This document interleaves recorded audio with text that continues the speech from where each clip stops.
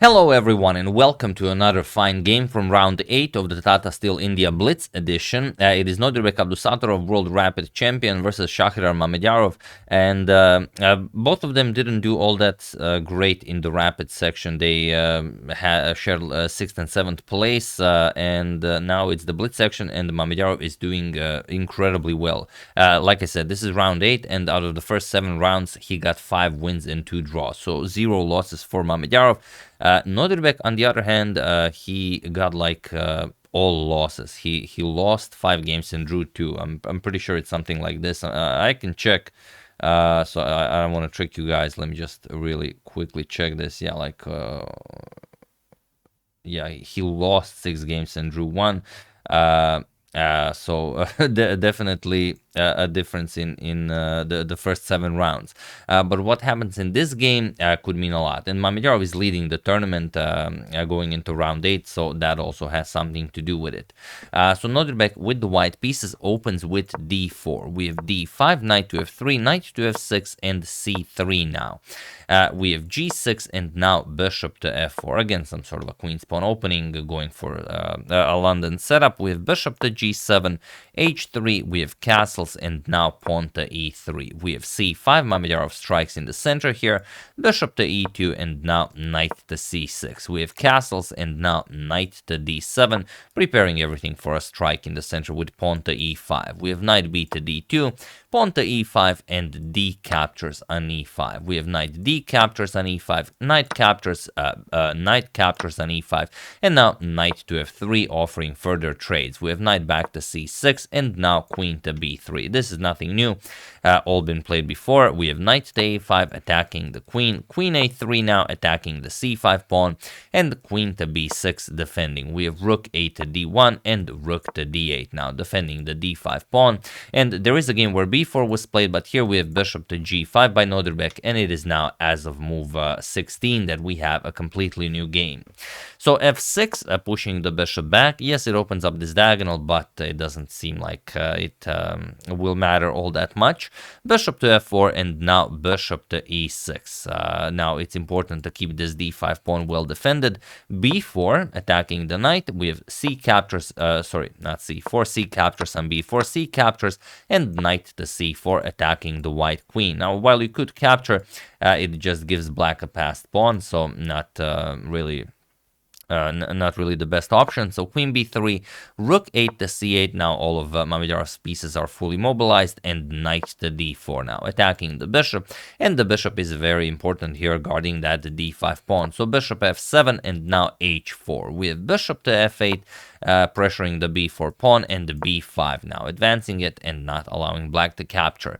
Bishop to d6, and now bishop captures, queen captures, and pawn to g3. We have pawn to h5 and bishop to f3. So nicely putting pieces on optimal squares, slowly maneuvering. Queen to a3, Mamedyarov offers the queen trade, and bishop to g2. Nodirbek says, all right, but under my terms. And capturing on b3 isn't all that great. If you captures, the knight has to move somewhere, and then you go after the pawn on a7.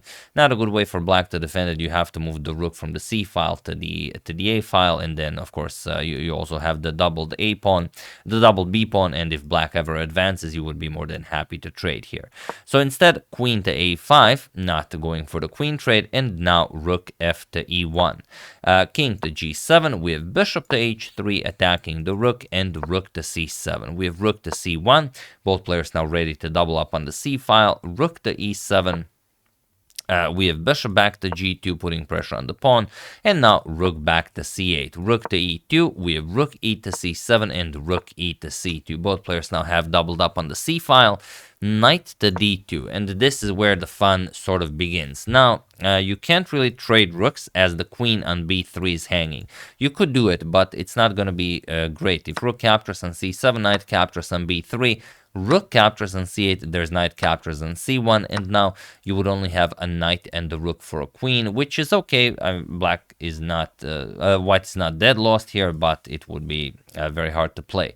So instead, after knight to d2, we have queen to d3, and now just rook captures on c2, rook captures, queen captures, the rooks get traded off the board, and knight to c4 now. We have king h2, getting the king to a bit of a safer square, queen to b4, and now queen to e2. We have queen to b2. Again, Shakhriyar offers a queen trade, and Nodirbek goes bishop to f1, says, sure, let's trade, but under my terms.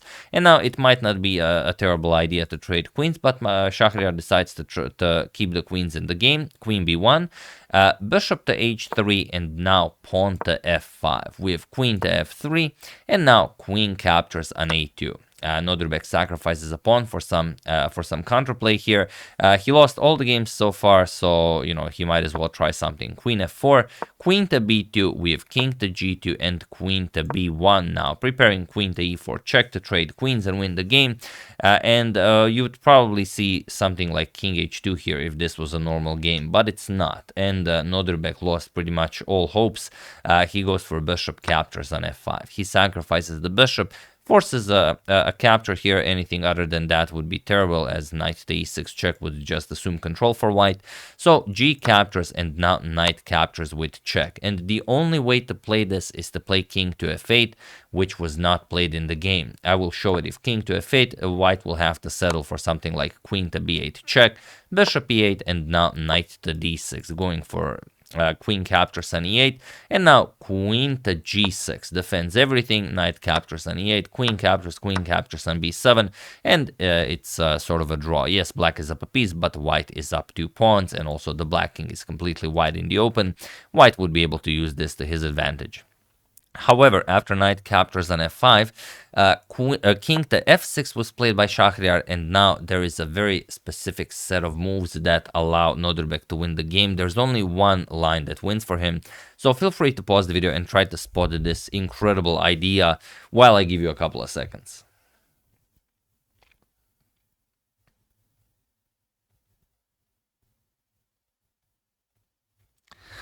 So for those of you who were able to do it, congratulations on realizing that the white queen can actually take the black queen. How, you might ask? Well, this is it. So congratulations to everyone who found it, and to those who just want to enjoy the show. It is queen to g5 check, and now it doesn't matter where the black king goes. King to e6 and queen to e7 check. This is what Nodirbek played, and he was in this position on move 47 that Shakhriyar Mamedyarov resigned the game, as he realized that best case scenario he loses the queen on b1.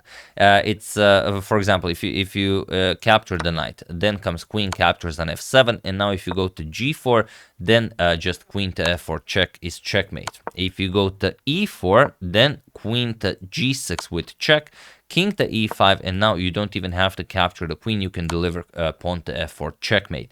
The queen covers all of these squares, the pawn covers d4, queen covers these squares. I mean, nothing to do for the black king. So your only move other than to go g4 or e4 is to go e5, but now look at this. Queen to e7 check, and only one move for the black king. King to f5, and now queen to h5 with check. And now, okay, after king to e5, you don't have a queen on g6, so f4 will not be checkmate, but you will settle for the black queen. Just queen captures on b1, and that would be it. Now you would have a queen against the knight, of course, completely winning for white. But this is what Mamedyarov missed when he played this.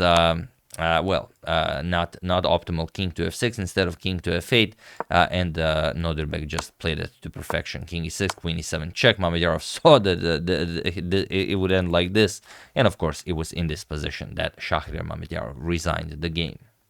That's the game. Nodirbek not only breaks his losing streak, but also destroys Mamedyarov's winning streak, and he throws Mamedyarov off the throne, and he wins his first game. The only game from day one of the Tata Still India Blitz edition. If you're interested in the standings, as I don't know how many more games we'll cover from day one, it is Arjun Erigaisi leading the rapid tournament, Blitz tournament as well after winning the rapid tournament. Absolutely spectacular. And Mamedyarov now in second place. After he lost his first game to Abdusattorov, he also lost the Vidit Gujarati in the next round. Then Vidit with 5.5 in third place, Nihal in fourth place, Nakamura in fifth place, Maksulu in sixth, Gukesh seventh, Pragnananda in eighth, Wesley So in ninth, and Abdusattorov Nodirbek in last place. It's absolutely incredible. Not doing spectacularly in rapid as he is the world rapid champion, and now having last place in Blitz. I know someone always has to be last. It's just the way the standings work. But I really thought Nodirbek would accomplish more here. Okay, there's still one more day. A lot can happen, but maybe it's the traveling, but shouldn't really be. So yeah, that's the game. Hope you guys enjoyed it, and again, special congratulations to everyone who spotted this beautiful idea of winning the Black Queen. Not an easy one to spot.